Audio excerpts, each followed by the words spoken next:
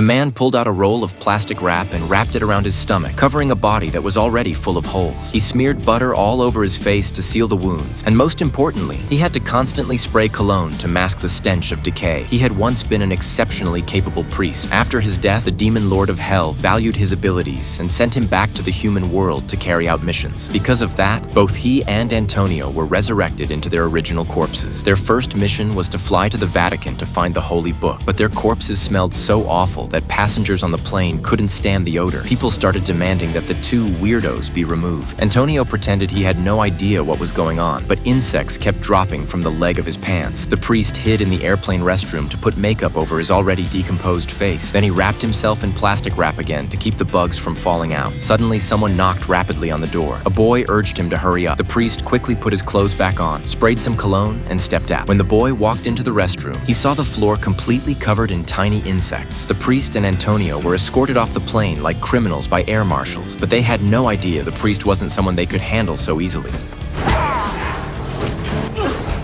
Within seconds, the two of them took down the flight attendants and a group of security personnel, while passengers stood around filming the chaos. An air marshal fired his gun, but the priest was no longer made of flesh and blood. Bullets had no effect on him. Afterward, the two found Dharma in the airport and retrieved the Holy Book. At the same time, security forces surrounded them. The three split up. Antonio went to find a mirror to decipher the book. The priest stayed behind to hold off security, and Dharma's job was simply to hide somewhere safe. Antonio found a mirror in a restroom and took a hostage to help flip through the Holy Book, copying down a string of codes. By the time he came back out, the priest had already dealt with all the security personnel. Their next destination was a meeting with the Pope. On the way, Antonio quickly recorded the code on his phone. Since Antonio had been a cardinal when he was alive, he gained an audience with the Pope easily. They intended to borrow the Blood Eye scepter to save the world, but not only did the Pope refuse, he even scolded them condescendingly.